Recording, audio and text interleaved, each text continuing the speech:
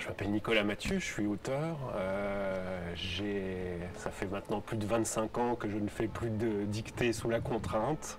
Mais j'étais ravi d'écrire la dictée d'Ella parce que c'est à la fois une bonne cause évidemment et puis c'est aussi un joli exercice de style, quoi, de raconter une petite histoire en peu de mots et qui va être lue à plus de 500 000 collégiens et écoliers. Donc c'était ça, voilà, quand le plaisir rejoint les bonnes causes, c'est bien, quoi. Quand j'étais môme et que venait le moment de la dictée, c'était un enfer. C'est-à-dire que j'étais pas du tout bon en grammaire ni en orthographe, c'était la vraie angoisse. Et finalement, c'est sur ce conflit-là que moi je vivais à chaque fois qu'il y avait une dictée que je me suis dit que j'allais faire fond pour raconter une histoire, quoi. Donc l'idée, c'est de se dire que les dictées, c'est difficile. On en souffre, mais on en sort, j'en suis la preuve.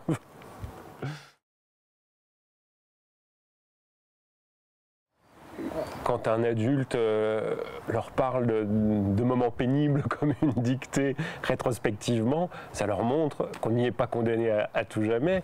Et puis, c'était surtout faire passer cette envie de courir pour Ella, quoi, voilà. Bah, moi je le crois, hein, le peu d'idées de politique que j'ai, elles viennent des livres que j'ai lus, hein, et je crois que souvent les grands livres, les bons livres, ceux qui nous animent, ils fonctionnent comme des grands feux sur une plage, c'est-à-dire qu'on vient se réunir autour et ça coalise des volontés, des gens qui se mettent d'accord sur un certain nombre de définitions, sur des manières d'aborder le monde, sur des colères et des aspirations.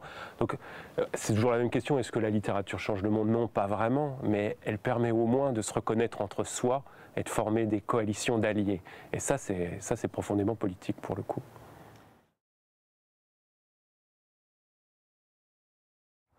Toutes les communautés humaines, dans l'idéal, peuvent être des lieux de développement de la solidarité. Ce qui est toujours... En fait, vous savez, la solidarité, c'est comme la révolution, il manque qu'une étincelle pour que ça prenne. Donc c'est ce qu'on essaye de faire là, c'est que d'amorcer un truc. Et puis qu'il y ait un effet d'emballement ce jour-là, et qu'il y ait beaucoup de monde, et puis que ça fasse qu'on fasse collectivement front. C'est beau de voir des masses se coaliser pour quelques-uns. C'est ce qu'il disait, finalement, cette maladie ne concerne pas immensément de gens. Mais ça vaut le coup quand même de se serrer les coudes pour.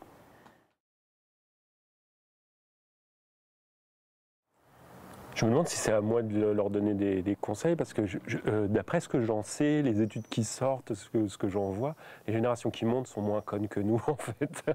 Elles sont moins égoïstes que les baby-boomers ont pu l'être, elles sont plus lucides sur ce que c'est que les problèmes d'environnement. On voit partout monter des solidarités nouvelles. Donc, je n'ai pas le sentiment qu'il faut... Ça fait un peu démago de dire ça, mais honnêtement, de ce qui est en train d'apparaître, je trouve qu'ils sont plus vertueux que nous sur ces éléments-là, quoi, plus lucides.